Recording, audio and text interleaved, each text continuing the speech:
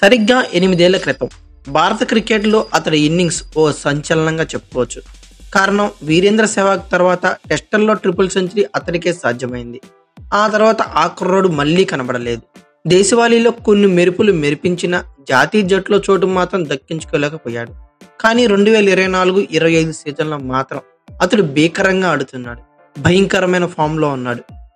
జాతీయ జట్టులోకి రావటానికి బలంగా తలుపులు బాధేస్తున్నాడు. అతడే కరుణ్ నయ్యర్. దేశవాళీలో పరుగులు వరద పారిస్తున్న ఈ కర్ణాటక సీనియర్ బ్యాటర్ సెలెక్టర్ల దృష్టిని ఆకర్షిస్తున్నాడు. రాబోయే ఛాంపియన్స్ ట్రోఫీ ఇంగ్లాండ్తో టెస్ట్ సిరీస్లో భారత్ జట్టులో స్థానం దక్కించుకునేందుకు రేసులోకి వచ్చాడు. బట్ ఫైనల్గా అయితే ఇంగ్లాండ్తో సిరీస్లోనూ అలాగే ఛాంపియన్స్ ట్రోఫీలోనూ స్థానం అయితే కోల్పోయాడు.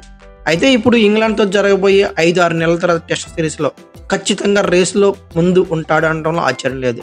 ఇక ఓవరాల్గా దేశవాళీలో కుర్రాళ్ళు అదరగొట్టడం మామూలే. కానీ 33 ఏళ్ల కరుణ్ నయ్యర్ యువ ఆటగాళ్లకు ధీటుగా ఆడుతూ పరుగుల ప్రవాహాన్ని సృష్టిస్తున్నాడు. విజయ్ హజారే టోర్నీలో అతడు ఏకంగా 7 మ్యాచుల్లో 752 పరుగులు సాధించడమే ఇందుకు నిదర్శనంగా మాట్లాడుకోవచ్చు. అందులోనూ వన్డే ఫార్మాట్లో ఇంత స్థిరంగా ఆడటం ఆశ్చర్యాన్ని కలిగిస్తుంది. వరుసగా 6 ఇన్నింగ్స్ల్లో 5 సెంచరీలు బాజాడంటే కరుణ్ నయ్యర్ జోరును మీరే అర్థం చేసుకోవచ్చు.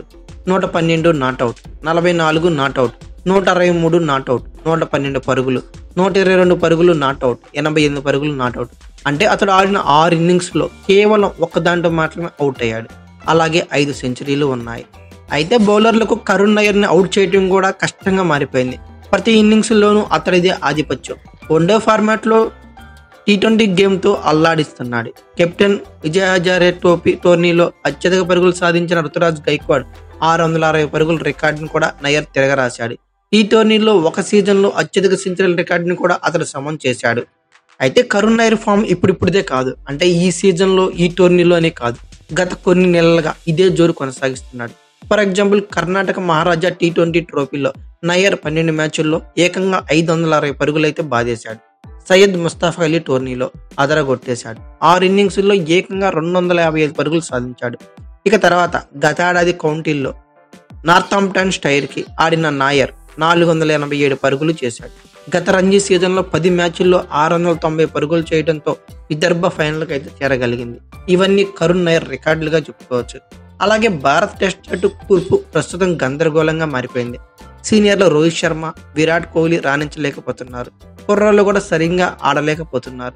మిడిల్ ఆర్డర్లో చతేశ్వర్ పుజారా, అలాగే అజింక్య రహానే లాంటి సీనియర్లు లేని లోటు స్పష్టంగా కనిపిస్తుంది. అయితే రాబోయే ఇంగ్లాండ్తో టెస్ట్ సిరీస్కు కరుణ్ నయ్యర్కి అవకాశం ఇస్తే తప్పేంటని విశ్లేషకులు అంటున్నారు. అలాగే వీటి గురించి పెద్ద పెద్ద వివాదాలే జరుగుతున్నాయి. లాంగ్ స్టాండింగ్ కోసం కాకపోయినా జట్టు కుదురుకునే వరకు అయినా నయ్యర్ లాంటి ఫామ్లో ఉన్న బ్యాటర్లను పరీక్షించాలన్నదే వారి మాటిగా మాట్లాడుకోవచ్చు. అయితే గతంలో దినేష్ కార్తిక్ లాంటి సీనియర్లు ఇలా చానాళ్ల తర్వాత అవకాశాలు దక్కించుకొని రాణించిన సందర్భాలు చాలానే ఉన్నాయి. టెస్టుల్లో కుర్రోళ్లకు తోడుగా ఫామ్లో ఉన్న ఓ సీనియర్ బ్యాటర్ ఉంటే జట్టు సమతూకంగా ఉండే అవకాశాలు ఉన్నాయనేదే నిజం. ముఖ్యంగా కరుణ్ నయ్యర్కు ఇంగ్లాండ్పై మంచి ట్రాక్ రికార్డ్ అయితే ఉంది. ఇది ఎలా చెప్పగలమంటే అతడు ట్రిపుల్ సెంచరీ సాధించింది ఆ జట్టుపైనే. అయితే కరుణ్ నయ్యర్ పునరాగమనం సాకారం కావాలంటే ఖచ్చితంగా రాబోయే రంజీ సీజన్లో ఇదే జోరు కొనసాగించాల్సి ఉంటుంది. బ్యాక్ ఫుట్ పై ఆడటం కరుణ్ నయ్యర్ బలంగా మాట్లాడుకోవచ్చు. ఇంగ్లాండ్ లాంటి పరిస్థితుల్లో అతని నైపుణ్యం జట్టుకు ఉపయోగపడవచ్చు. కౌంటీల్లోనూ ఇదే టెక్నిక్తో పరుగులు రాబట్టాడు. కానీ కోచ్ గౌతమ్ గంభీర్ ఆలోచనలు ఎలా ఉంటాయనేది కొంచెం ఆసక్తికరంగా ఉంది. ఒకవేళ అతడు కూడా సానుకూలంగా ఉంటే ఖచ్చితంగా నాయర్ని భారత జెర్సీలో చూడొచ్చు. అయితే కరుణ్ నయ్యర్ గురించి మీరేమనుకుంటున్నారో, ఇంగ్లాండ్తో టెస్ట్ సిరీస్లో కొనసాగిస్తే బాగుంటుంది అనుకున్నారు ఖచ్చితంగా కామెంట్ బాక్స్లో పిన్ చేయండి. అలాగే ఈ వీడియో కనుక మీకు నచ్చితే like, share, comment plus subscribe చేసుకోండి. అలాగే పక్కనే ఉన్న బెల్ ఐకాన్ నొక్కడం మాత్రం మర్చిపోకండి. Thank you for watching. Have a nice day.